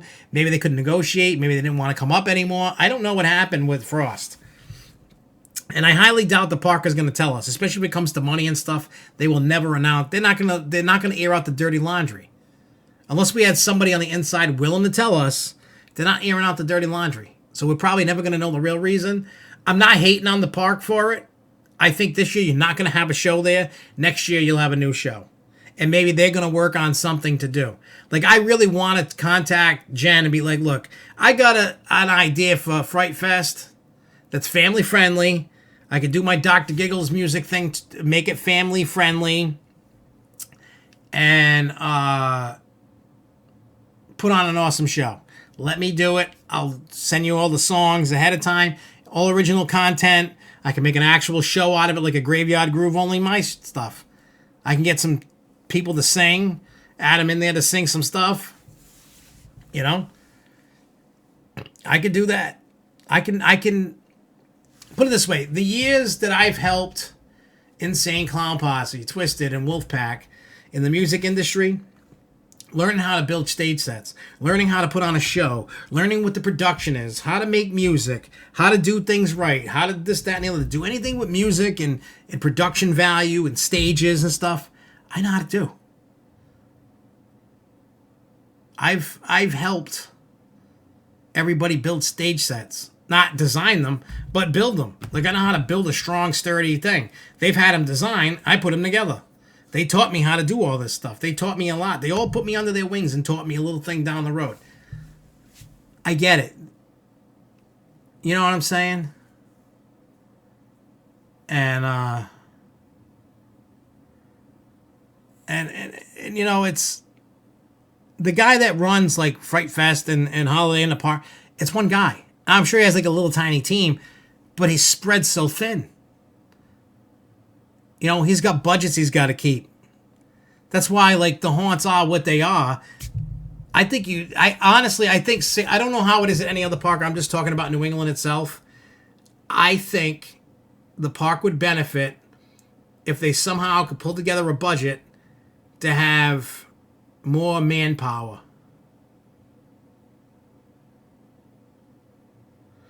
John, it's okay if you say something. You don't have to tell me in private. You can drop it right here. It doesn't matter. The park needs to see stuff. That's the whole point of everything that I say in the past about everything to do with the park. You can say it, just don't be like disgusting about it. Just be like, look, I'm upset about this because of X, Y, Z. The park will see it, but guess what? The park has to see the good and the bad. They can't live under puppies and rainbows. They can't improve if they don't see the negative. I'm not saying kiss their ass. That's not what I'm saying at all. And I'm not saying be a douchebag and call them all kinds of names. You call it how you see it. Let them see it. Because remember, it goes a long way when you talk like a human being and not a jerk. You know what I'm saying? So, you get more with not being angry about it. Don't be afraid to say something. If you want to be heard, speak your voice. That's all it is. If you want to be heard, the park will see it. And that's okay. The park needs to see the good and the bad. Jen has told me that everybody kisses their butt. Not, she didn't say it like that. I just made it sound like that. But everybody says, thank you. I appreciate everything you do. But nobody ever says the bad. You know what I'm saying? And she goes, we can't improve if we don't know what we did wrong. Until you tell them, they think they're doing okay. But you just do it in a respect. That's all. You're an adult. I'm an adult. I'm not going to scold you like a kid. I'm just saying for anybody out there that's listening, that's just what it is.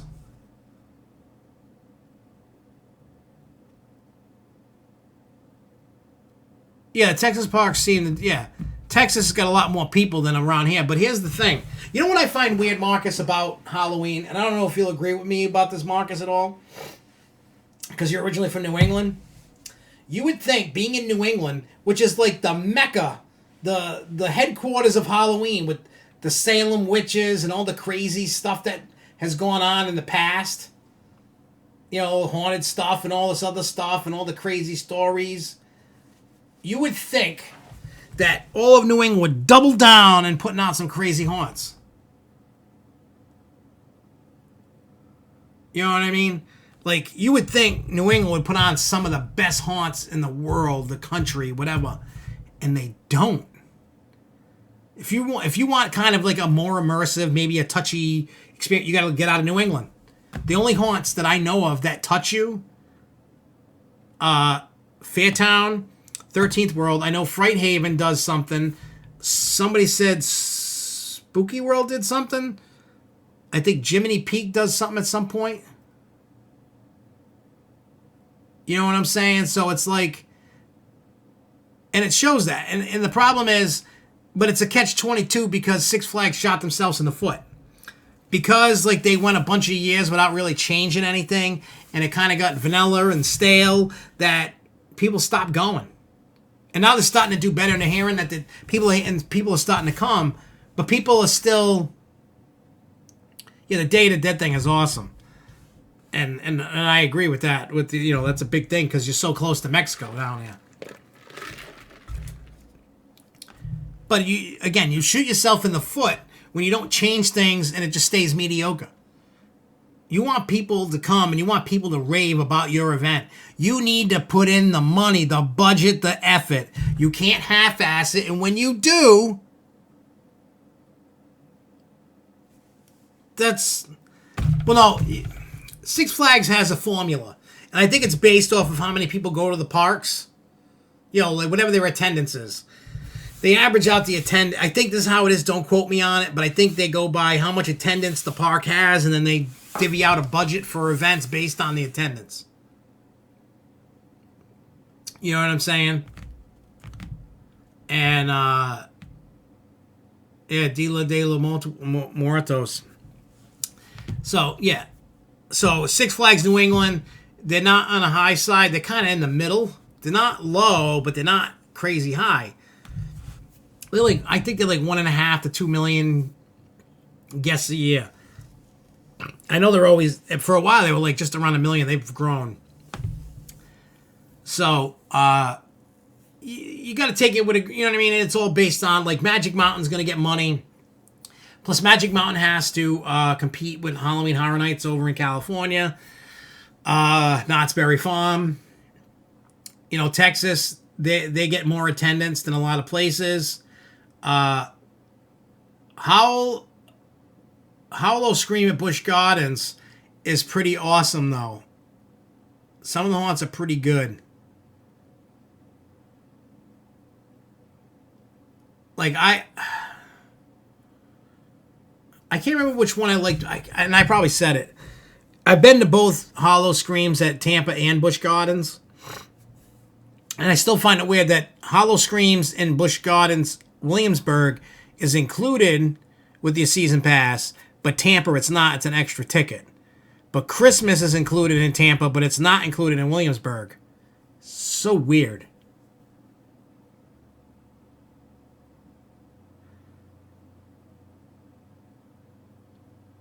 No, Josh, I really think they need some sort of indoor show. They do need an indoor show, and I think this is telling me something about this whole frost issue.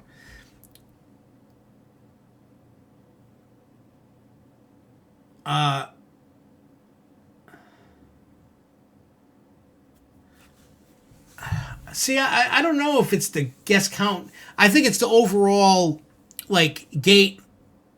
It's probably done a couple ways. I think it's done, like, the whole year, right? Whatever your total, you know, like, they'll take, like, probably a few years before. Not, obviously, that year.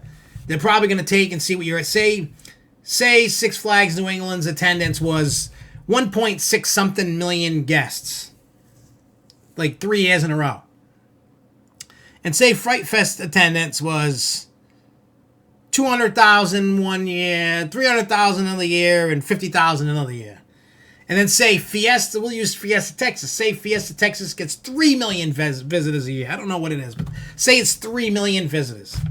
And say in those 3 million visitors, say Fright Fest gets 1 million every year. Well, Fright Fest at Fiesta Texas is going to be obviously getting more money for the budget. But again, they're not thinking. They're all looking, these people that are in the suits and sitting in the offices, they're not thinking. They're seeing a low attendance number. If I ran, you know, if I was a CEO and I was running the company, I would look and be like, all right, so Fiesta Texas is doing great. Magic Mountain's doing great. Overtex is doing great. Great America's doing great. But these other parks over here, you got New England, you know, Great Adventure's doing great. Say like New England, Great Escape, over Georgia, and Lerona doing bad, right? So say they're doing bad. And they're like, look, the attendance is going down. Like, we got to, instead of saying, we need to do something, they go, we're just cutting your budget. You're just going to do less. We're not going to kick in the money. That's honestly the wrong attitude to have. It really is. There's obviously a reason why not many people are going to that. It's because your product sucks. The people are sick of what you're bringing. You need to change it. You need to bring your game. You're advertising this. It's the biggest Fright Fest of the year ever. Than anything ever. They say that's the tagline they use every year when they're promoting it. And a lot of people buy it hook, line, and sinker, and a lot of people don't. So when you got people going, it's the biggest, baddest Fright Fest ever. Now look, I put my review out about Fright Fest, and people can see that. It's there. It's at face value. I'm not... As you can tell, I love Nightmare. I thought it was nice. It's the best haunt that's been in that area. I told you all the pros and cons of everything. The biggest concern that Six Flags New England, anyway, has to fix...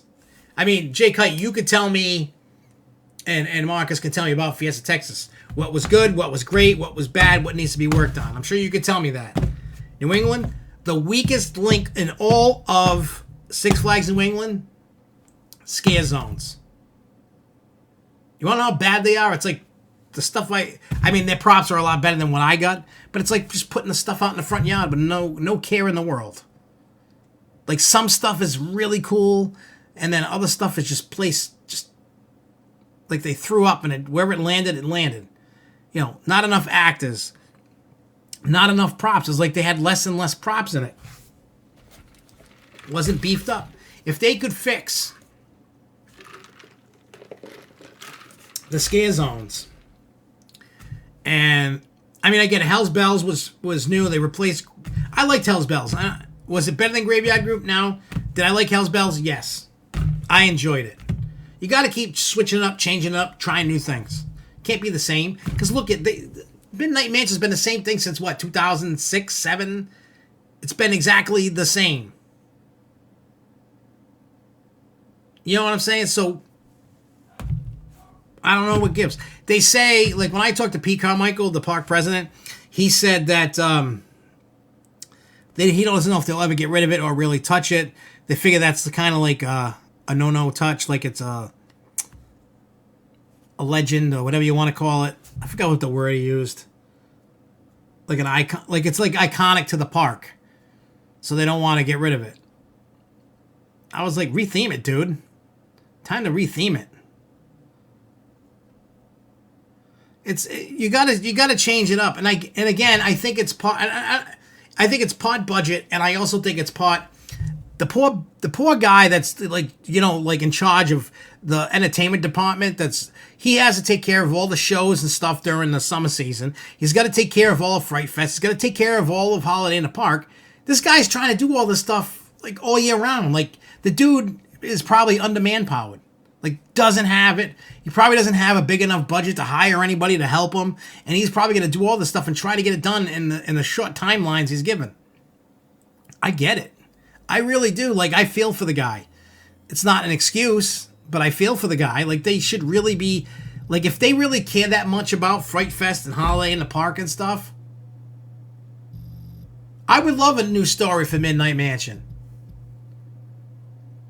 You know what I'm saying? I would love a whole new story. There's so much you could do.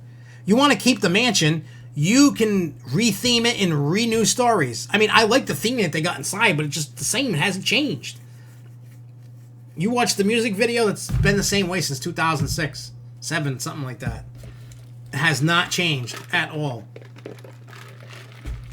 And it's kind of sad. Sometimes you have to let something go that's classic and come up with something new. I mean, hell, let me design it. I'll design it. I'll come up with something badass. I'll come up with a whole story. I'll come up with a whole thing. I will make it awesome. Guaranteed. You know why? Because I'm sure that the guy, I forgot what his name is. I'm sure the guy loves haunted houses and stuff. I'm not saying he doesn't. I'm just saying he doesn't have the time. Nor the budget. Nor the people. They need to hook the dude up. I would love to sit. You know what I would love to do? I would love to sit with the board of directors, the people that decide things in a meeting, and go, look, you want to know why your stock isn't doing great and you're not making as much money?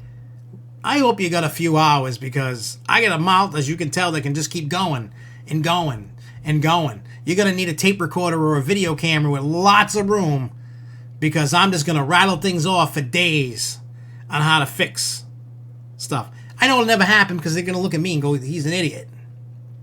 But I would love to. So what do I feel the future of American Dream Nickelodeon Universe is heading, with the price will be? You know what I think?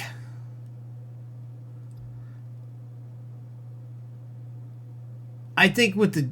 You know, I don't think it's really going to hurt the American Dream that much. Right now, the prices are what they were because not everything was open. I don't even know. I haven't paid attention. I don't even know if there was like three roller coasters and some other rides that didn't have the permits to open or whatever it is.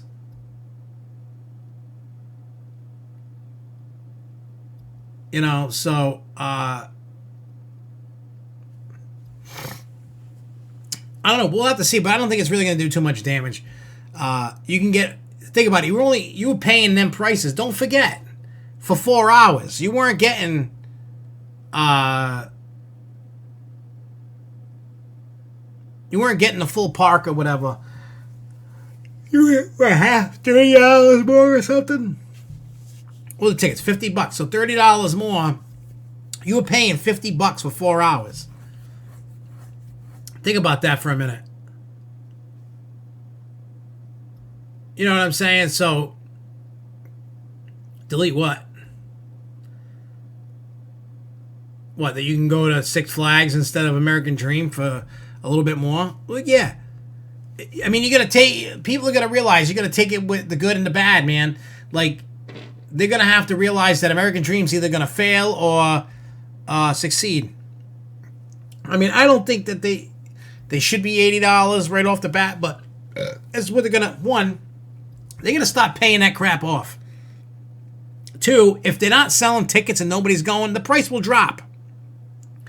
They'll drop it little by little till they see how to get people. That's how it works. You got to figure out your price point.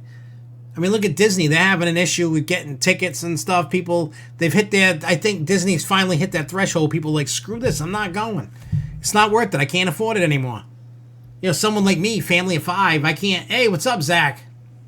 I mean, I couldn't afford to go every month to Disney with a family of 5. A couple of years ago, like, I don't know, 2012, hell yeah, I could. I remember in 2012, me, my dad, and the 2 kids, we stayed at All Stars Movie Resorts, had the meal plan. We had 6 night, 7 day stay with park tickets, no park hoppers or water park, and it was $2,500 for the week for all of that. So 4 people, etc., etc. You can't do that now. It's like $3,500, $4,000 for the same thing, $5,000, something like, I forgot. It's expensive now. You can't afford it as you once used to. You know, it's what it is, man. Yeah, I want to get those nano coasters, and hopefully, Jen will start talking about it. So go the Astro World route before they shut down. Make it super cheap. Hey, it's going to take a little time. They know that they know. They're already doing the numbers in their head. They already know what's going to happen. This month, the water park opens. Next month, the snowboard and ski thing opens. March sometime. The retail and restaurants open and whatever. They know. They know what's going to happen and how it's going to happen over there. But who knows? But I'm going to get out of here. I'm going to go. I got a problem that I have to fix. A quick little wedding update. We finally have a wedding venue. We have that unlocked, deposit down. But we don't have a DJ. The DJ we wanted is booked that day. Very sad. Matter of fact, the DJ was afraid to tell me because he thought I was going to be mad at him and want to kill him. Because that's the guy that owns the 13th World Haunt. And I was like, dude, I'm an adult. You're an adult. I can take the word, sorry, I'm booked. He thought like I was going to be pissed at him for not. He's like, how about this? Because I'm trying to get the Trans World with him, that horror expo. He's like, how about this in St. Louis? He's like, I'll buy you dinner on me. I was laughing. I was like, dude, I'm okay. Well, Coastal Dynamics, Marcus, they put out on their Instagram, come and we just shipped Superman and Wicked Cyclone Nano Coasters. When I talked to Jen, she's like, what post? Where did you see this? Da-da-da-da. So I think Coastal Dynamics kind of jumped the gun on this a little bit and wasn't supposed to say nothing yet. That's just what I'm guessing. But, yeah, let me know the companies and stuff like that for DJs. I called a bunch today. I called 5, like 4 got back to me. No, I contacted like 6. 4 got back to me. I'm still waiting on 1, and the only one that I got that had the date open, just to DJ, they wanted $2,000. And then if you wanted, like the uplighting and stuff was another $1,000. Now, Trans World is in St. Louis. I thought it was going to be like in Orlando or Atlantic City or something, but nah, it's in St. Louis, Missouri. So, but usually the lady that runs Trans World is at IAPA, so I'm going to talk to her. Matter of fact, I got to get business cards and get them to me quick. I definitely got to get that. I got to get business cards like overnighted to me for Hornapalooza so I can give it to her. If not, I have my SFNEOnline ones to give her, but I want to give her the Haunt ones because, you know, but I haven't made them and I slept on it. I got to design those tonight, I think, and just order them and get it done. You know, but, and Marcus, I could be the DJ, but I don't have all that fancy equipment like that to be a DJ. And I don't want to DJ my own wedding. And the stuff that we're going to try to pull off anyway, is for those that get to go, you will be in awe. And those that will have to watch it on video will still be in awe. The New Jersey Mall is not competing with the Mall of America because it's the same company. But, yeah, I'm going to get going. I got to start researching DJ stuff. And, John, if you could get me some stuff, I'll let you know if I've talked to them or not yet. And then tomorrow we're going to do Planet Zoo tomorrow night. So if you want to come and watch animals escape with me, and we'll see how bad we could do. Media. I'm going for media for IAPA. And I'm probably trying to go to Trans World as media. And then Sunday, we're going to go back to Planet Coaster with our holiday in the park. So if anybody wants to join in on helping me build some Christmassy stuff, I know it's a little early, it's before Thanksgiving, but nobody likes Thanksgiving anymore except for when you want to eat. So we can start, like, I really want you guys input when we go live. Like, hey, I know some of you guys do, like, hey, build it, you know. Yeah, no, I shouldn't be paying, like, I feel like a fair price for a DJ with lighting should be about $1,500. I think that would be, I'm talking like the video introductions like Danielle and Jimmy had, the lighting, the DJ, that's about I feel like a fair price is $1,500.